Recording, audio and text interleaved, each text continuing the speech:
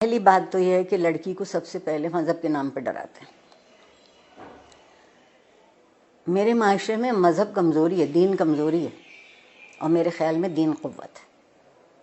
دین سے بڑی قوت کوئی نہیں۔ مائیں کیوں ایسا کرتی؟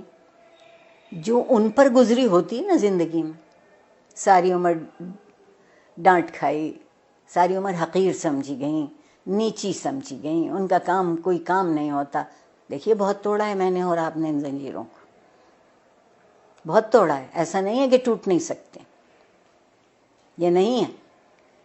اس میں ذرا سی تکلیف ہوتی ہے، اور شاید میں یہ بات کھلے عام کہتی ہوں کہ جو نقصان نہیں اٹھا سکتا اسے کبھی فائدہ نہیں ہوتا۔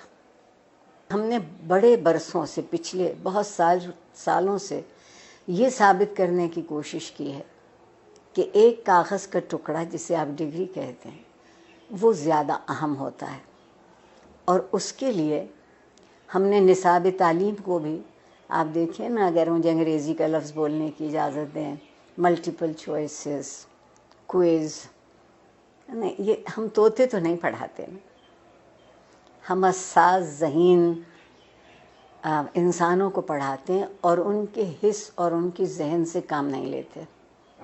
اس کی بنیادی وجہ یہ ہے کہ جب میری نسل جو تقریباً قبل از مسیح سے ہے وہ پڑھتی تھی تو تعلیم کے ساتھ ایک بڑا ضروری لفظ جڑا ہوا تھا، وہ تربیت تھا۔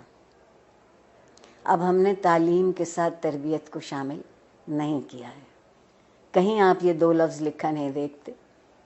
پھر ایک اور کمال کیا ہمارے ہاں جنرل ضیاء الحق صاحب نے، جنہیں میں اپنا محبوب بھی کہتی ہوں، کہ انہوں نے ہم سے مکالمہ چھین لیا، سوال کرنے کی اجازت نہیں رہی۔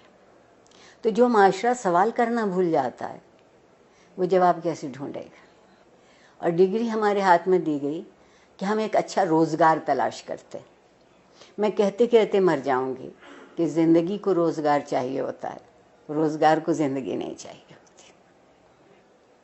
ہم کندھوں کا بوجھ بڑھا رہے ہیں، ہم ذہن کو وسیع نہیں کر رہے، کشادہ نہیں کر رہے۔ استاد کو اجازت نہیں ہے کہ جو کتاب اس کے ہاتھ میں ہے اس کے علاوہ وہ کچھ کہہ سکے کہ کہیں اور سے پڑھا ہو۔ ٹھیک، پھر جو آپ کے یہاں مذہب کی دخل در اندازی ہوئی، زندگی کے سارے خواب 70 حوروں سے منسوب ہو گئے، 70 حوروں سے منسوب ہو گئے۔ آپ کہتی ہیں کہ جستجو کی ضرورت ہے، آپ کے وزیر اعظم کہتے ہیں کہ سکون تو قبر میں ملے گا، تو جو اس سکون کی تلاش میں وہ جستجو کیوں کرے گا؟ بیٹھے بیٹھے انتظار کرے گا۔ ہمارے یہاں پیمانے بدلتے ہیں، ہمارے یہاں معیار بدلتے ہیں، اور جس معاشرے میں انصاف نہیں ہوتا وقت کی مصلحت ہوتی ہے، اور جس معاشرے میں ہر کوئی ریاست کا شہری نہیں ہوتا اور اس کے حق برابر نہیں ہوتے کیونکہ اس کا رنگ یا اس کی نسل یا اس کا عقیدہ یا اس کی زبان ہم سے الگ ہے، تو آپ بتائیے وہاں لوگ ڈھنگ کی زندگی کیسے گزاریں گے؟ اور سوشل میڈیا اگر آپ مجھ سے پوچھیں تو بندر کے ہاتھ ادرک آئی ہے، جس کو یہ معلوم نہیں کہ اسی کو کتنا مثبت طریقے سے، اسی سے تربیت ہو سکتی ہے، اسی ٹول کو استعمال کیا جا سکتا ہے، اسی آلے کو ان کی طالب علموں کی بہتری کے لیے، مگر اس کی بجائے آپ وہاں دیکھیے تو کیا ہو رہا ہے۔ جب میں پل بڑھ رہی تھی اس زمانے میں ڈائری لکھنے کا رواج تھا، اور ڈائری اس قدر خفیہ چیز ہوتی تھی کہ جتنے اب نیب بینک اکاؤنٹ بھی نہیں تلاش کر سکتی۔ اب آپ کوئی بات لکھتے ہیں اور اس پہ 2-4 منٹ کوئی دوسرا کوئی تبصرہ نہیں کرتا تو آپ اداس ہو جاتے ہیں کہ میرے سٹیٹس پر ابھی تک کسی نے رائے نہیں دی۔